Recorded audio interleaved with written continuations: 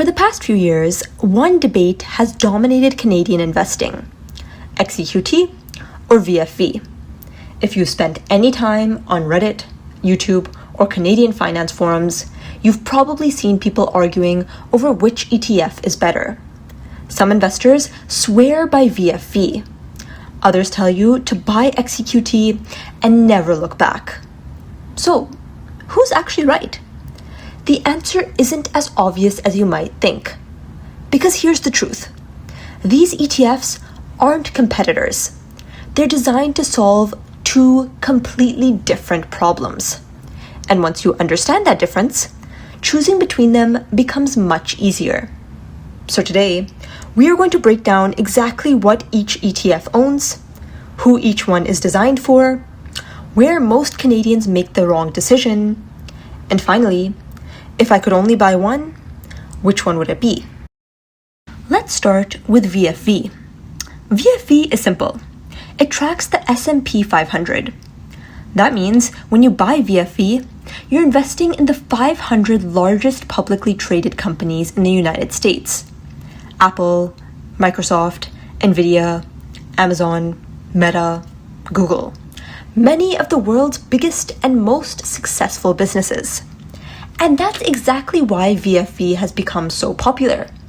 For more than a decade, the US stock market has been one of the strongest performing markets in the world. If you owned VFV during that time, you did incredibly well. But here's something many beginners misunderstand. VFV doesn't own the stock market.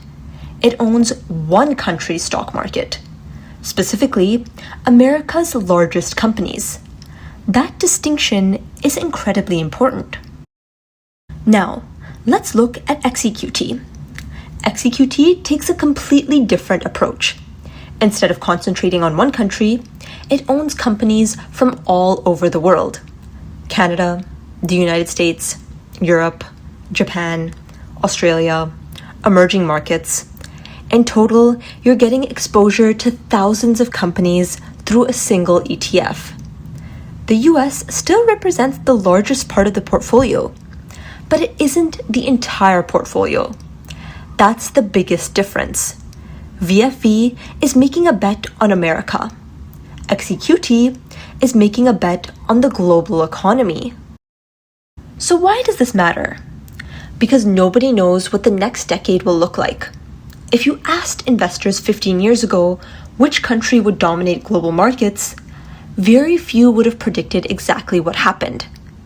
Leadership changes, countries rise, countries slow down, entire sectors fall out of favor before making a comeback.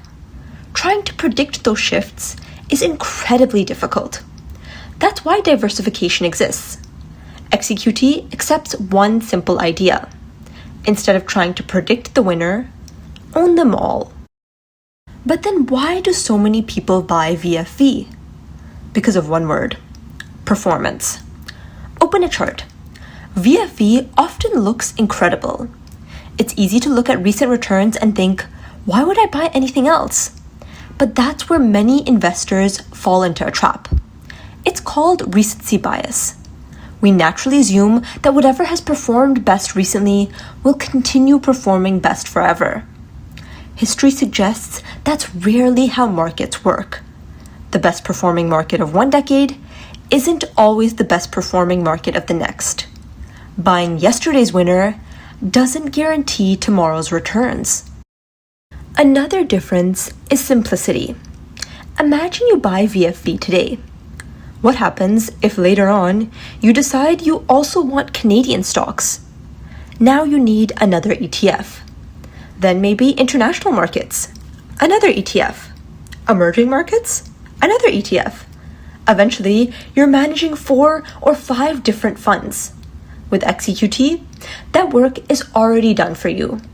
BlackRock automatically maintains the portfolio and rebalances it behind the scenes. For many investors, that's a huge advantage. So, does that mean XEQT is always better? No. There are situations where VFV makes perfect sense. If you genuinely believe the US will continue outperforming the rest of the world, if you're comfortable concentrating your portfolio in one country, and if you're willing to build the rest of your portfolio yourself, VFV is an excellent ETF. There's a reason it's so popular. But it's important to understand what you're buying. You're making a deliberate bet on one market. Would you rather own the 500 biggest companies in one country or thousands of companies across the entire world? Neither answer is objectively right. They're simply different strategies. One prioritizes concentration, the other prioritizes diversification. If someone already has a well-built portfolio, understands asset allocation, and intentionally wants extra US exposure, VFV is a fantastic ETF.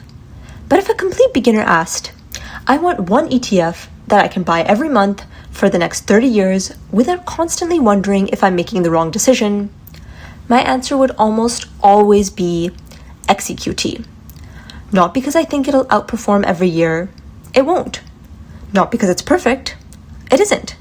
But because it's incredibly difficult to outperform a strategy you'll actually stick with. XEQT gives you global diversification, automatic rebalancing, thousands of companies, and one simple investing plan.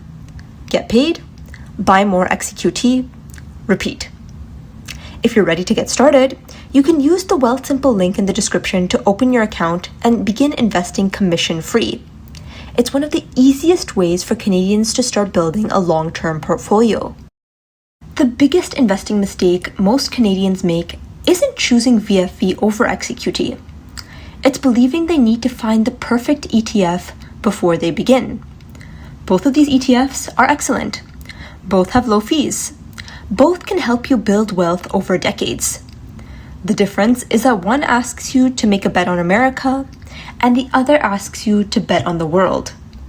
For most Canadians, that's a bet worth making.